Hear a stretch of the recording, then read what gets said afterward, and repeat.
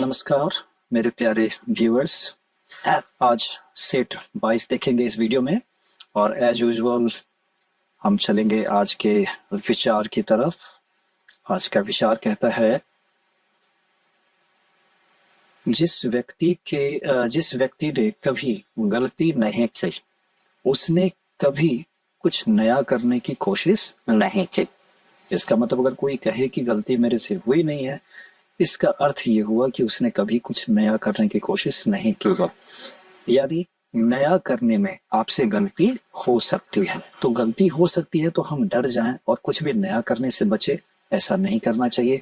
यही ये विचार बताना चाहता है। अंग्रेजी में देखते हैं क्या है, a person who never made a mistake would never had made tried anything new. इसका मतलब है कि उसने कभी नई चीज ट्राई की ही नहीं होगी। तो हम नए चीजों को ट्राई करने से परहेज ना करें, नया बिल्कुल करना चाहिए। गलती होगी, गलती के बावजूद हम उससे डरे नहीं और आगे बढ़ते जाए। चलिए इसी तरीके से हम आगे बढ़ते हैं आज के कलेक्शन नंबर 1 पे। निम्फोलेप्सी, कोइवल एंड थ्रोज। चलिए पहला निम्फोलेट एक ऐसा आदमी है, हम एक ऐसे मेल की बात करते हैं, मेल, ध्यान रखिएगा। और निम्फ का मतलब तो फीमेल होता है, निम्फ मीन्स फीमेल के लिए। और कोई बहुत सुंदर सी लड़की, इसके लिए हम कहते हैं निम्फ। तो एक ऐसा मेल है जिसको निम्फोलेप्सी नाम की बीमारी हो गई, हम उसको कहेंगे निम्फोलेट। डन। तो अब हमको समझना पड़ेगा निम्फोलेप्सी क्या है।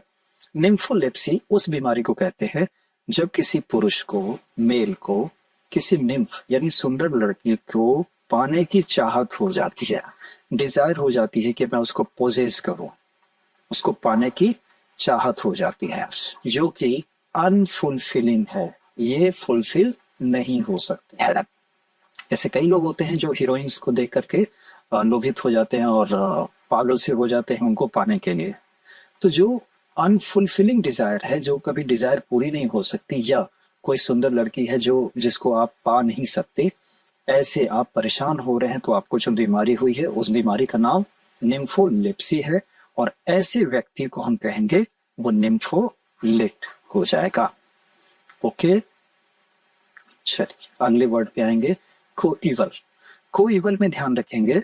कोइवल, सपोज कीजिए आप 50 साल के हैं और आपके साथ में जो आपका कोई मित्र है वो भी 50 के आसपास का ही है, 50-51 का है।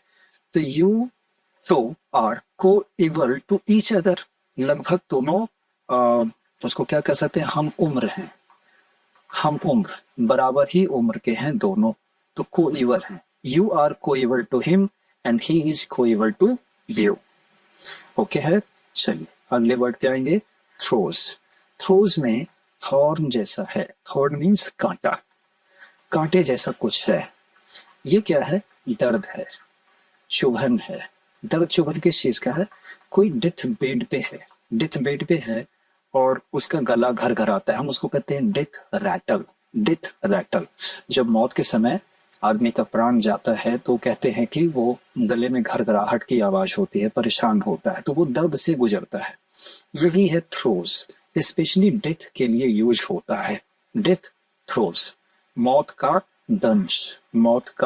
दंश, पीड़ा। ओके है। चलिए हम आगे बढ़ेंगे, इसके स्क्रीनशॉट को लेंगे जल्दी से, आगे बढ़ेंगे। चलिए, सोलिप्सिज्म बहुत ही बढ़िया वर्ड है। सोलिप्सिज्म को याद रखेंगे आप सोल से, सोल का मतलब अलोन, ओनली वन के बारे में। सोलिप से सोल पे पहुंचेंगे किसी तरीके से, सोल पहुंच जाएंगे तो आपको अकेला और वन में कोई दिक्कत नहीं होगी। अब कोई एक व्यक्ति हम ऐसा लेते हैं, कोई एक ऐसा आदमी जो ये कहता है कि वन सेल्फ यानी खुद के अलावा और किसी का वजूद नहीं है। ये एक ऐसी बीमारी है, ये एक ऐसी धारणा है, सोच है, जिसमें आदमी जो है अपने आप को सबसे ऊपर समझता है, बाकी की मौजूदगी बिल्कुल उसके लिए नल एंड वॉइड सी हो जाती है, बिल्कुल ना के बराबर होती है। वो अपने आप को ही सर्वे सर्वा मानता है कि मेरे अलावा कोई भी एग्जिस्ट नहीं करता है।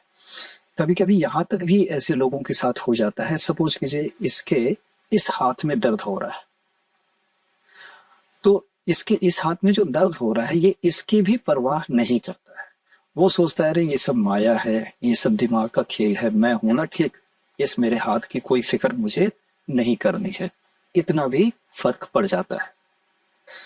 थोड़ा गहरा टर्म है, आप अंदाजा लगा लीजिए। बस सोल जो अपने आप के बारे में सिर्फ मानता है कि सिर्फ मैं ही अस्तित्व में रहता हूँ, उसी को सोलिप्सिज्म है।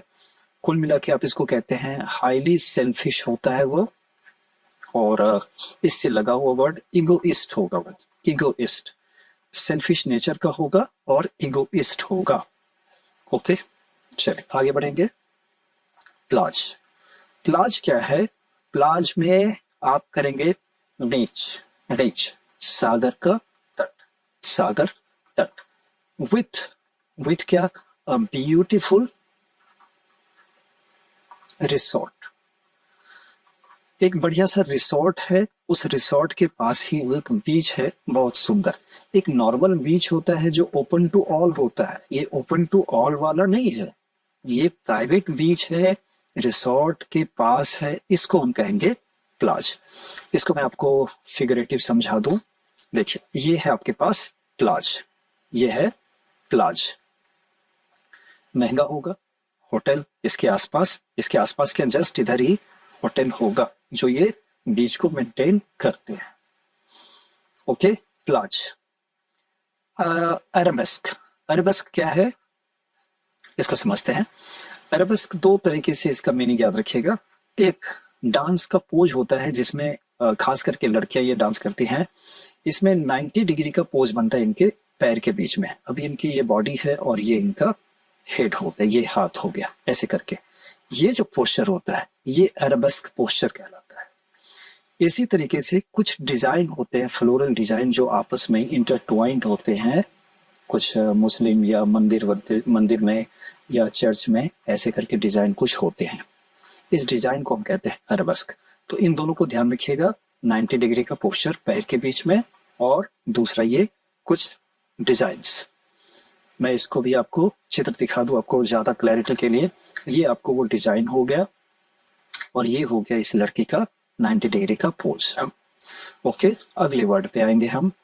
ये है पैस्टिचेस। पैस्टिचेस को आप ये देख लीजिए, आप इस पे ये गौर करेंगे, ये मोनालिसा की ओरिजिनल पेंटिंग है, इसको किसी ने कॉपी किया और ऐसा बना दिया, फिर इसको भी किसी ने कॉपी किया और ऐसा बना दिया। तो पैस्टिचेस का मतलब ही होता है कि ओरिजिनल जो वर्क है उसकी कॉपी करके नई बनाना, फिर उसकी भी कॉपी करके फिर नई कॉपी बनाना, नई तस्वीर बनाना।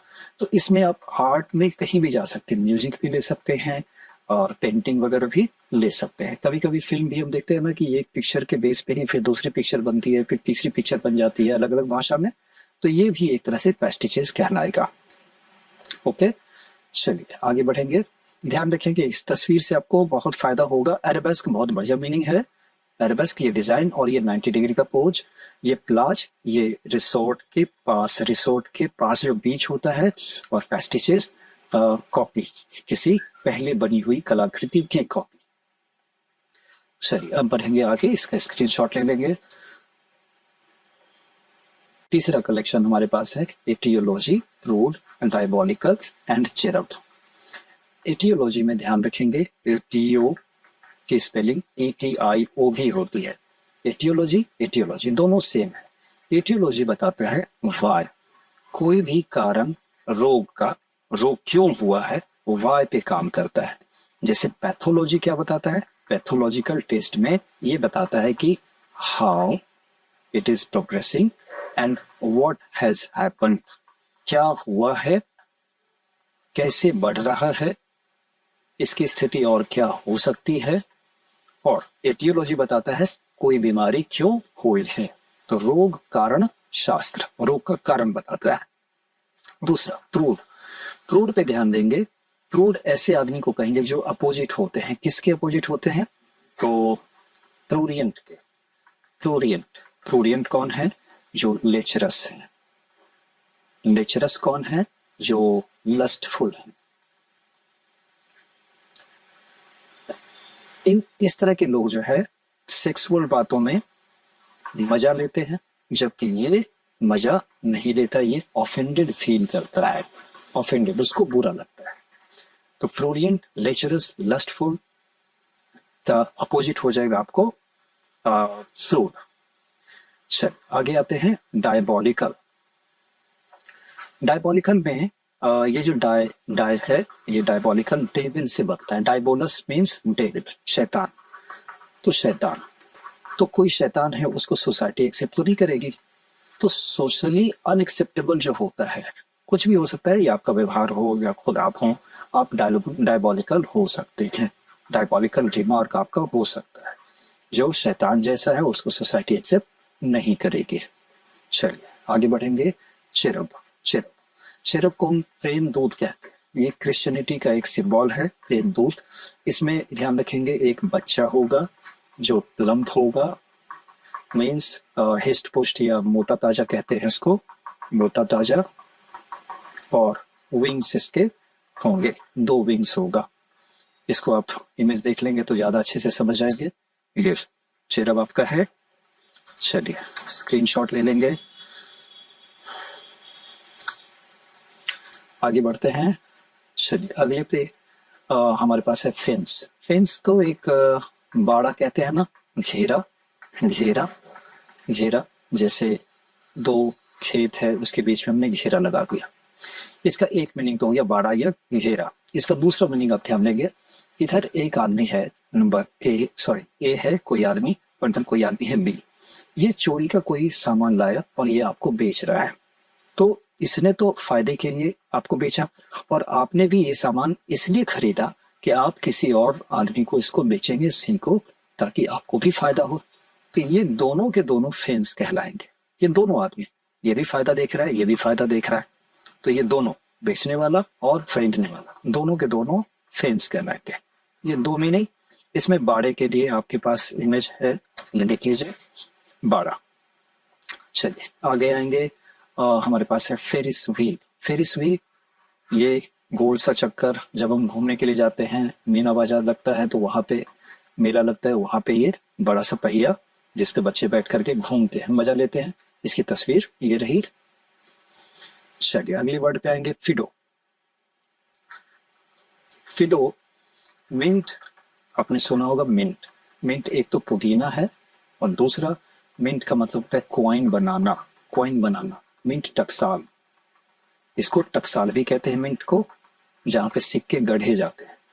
अब मैन्युफैक्चरिंग के समय सिक्के में कुछ गड़बड़ी पैदा हो जाती है, सिक्का टूट गया या उस पर प्रिंट ठीक से नहीं आया, ऐसे क्वाइंस को हम कहते हैं फिडो। आप ध्यान रखेंगे, इसमें ये स्प्यूरियस नहीं कहलाएगा, स्प्यूरियस क्वाइन नहीं होगा वो। फिडो मैन्युफैक्चरिंग डिफेक्ट के समय जो होता है उसको कहते हैं। ये देखिए आप, यहाँ पे मैन्युफैक्चरिंग डिफेक्ट है, ये मैन्युफैक्चरिंग डिफेक्ट है, ऐसे क्वाइंस को ही कहते हैं फिडो। चलिए आगे बढ़ते हैं। अगला सोफोमोर। सोफोमोर,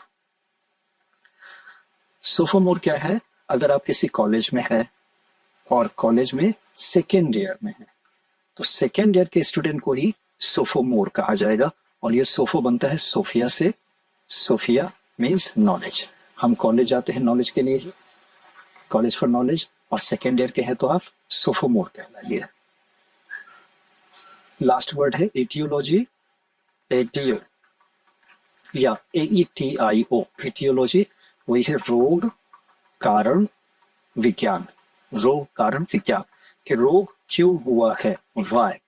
और पैथोलॉजी आपको क्या बताएगा कि क्या हुआ है, पैथोलॉजी से पता चलेगा क्या हुआ है और ये कैसे हो रहा है, आगे इसके डेवलपमेंट कैसी कैसी होगी, ये पैथोलॉजी बताएगा। और एटियोलॉजी बताएगा आपके रोग का कारण। चलिए स्क्रीनशॉट लेंगे। अगला लास्ट कलेक्शन हमारे पास है गोनर। गोनर, गो, इससे एक वर्ड दे रहा हूं, गॉन केस। गॉन केस का मतलब है अगर कोई आदमी है जो अब इनकॉरिजिबल है, इनकॉरिजिबल मीन्स अब उसको हम सुधार नहीं सकते, रिफॉर्म नहीं कर सकते। जैसे कोई ड्रग एडिक्ट है, इतना ज्यादा एडिक्ट हो गया है कि अब उसको आप सुधार नहीं सकते, तो हम कहेंगे ही इज अ गोनर। या दूसरा कि कोई चीज ऐसी है जिसपे आप अगर खर्च कर भी दे तो उसके सुधरने की उम्मीद नहीं है, अब उसको ठीक किया ही नहीं जा सकता, वो निश्चित तौर पे अब खत्म होगा, तो वो भी गोनर ही कहलाएगा। चलिए फैसाइल। फैसाइल में आप ये समझें कि सिर्फ फेस है, विट नहीं है, विट नहीं है, विजडम नहीं है। आप अगर कुछ बात करते हैं बिना सोचे समझे, बिना सोचे समझे अगर कुछ कहते हैं, तो आपका वो रिमार्क जो है वो कहलाएगा फसाइल। बिना सोचे समझे, बिना विट के इस्तेमाल किए उसको फसाइल कहेंगे। चलिए फैंसी फ्री। फैंसी फ्री ऐसे आदमी को कहते हैं जो इमोशनली किसी से अटैच नहीं होता है। वो लव भी करेगा, सिर्फ हो सकता है लस्ट के कारण करेगा, इमोशनली कोई संबंध नहीं बनाता है, वो फैंसी फ्री है, कल्पना में नहीं डूबता है। Okay, fancy free. तो ऐसे ही आदमी तो फैंसी मैन कहलाएंगे, पिंप कहलाएंगे, दलाल, जो औरतों का सौदा भी कर सकते हैं, ये है पिंप, दलाल। चलिए आगे बढ़ेंगे। अगला word fast talk. Fast talk, आप गौर करें, अगर कोई आदमी आपसे बहुत तेजी से बात करे तो आपको सोचने का उस समय वो देना नहीं चाहेगा। क्यों? क्योंकि वो आपको कोई चीज चोरी की या गलत चीज आपको बेचने के चक्कर में है। तो fast talk somebody into buying something का मतलब क्या हो गया? उसने आपको तेजी से, इतनी तेजी से बोला कि आपका दिमाग डाइवर्ट हो गया, आप सोचने की स्थिति में नहीं थे और आपने वो सामान खरीद लिया। तो किसी को ठगने के पर्पज से ही फास्ट टॉक किया जाता है। चलिए स्क्रीनशॉट लेंगे इसका और ये वीडियो यहीं पे खत्म करता हूँ। अगले वीडियो में फिर कुछ वर्ड्स के साथ मिलूंगा। तब तक wish you all the best for the coming exams.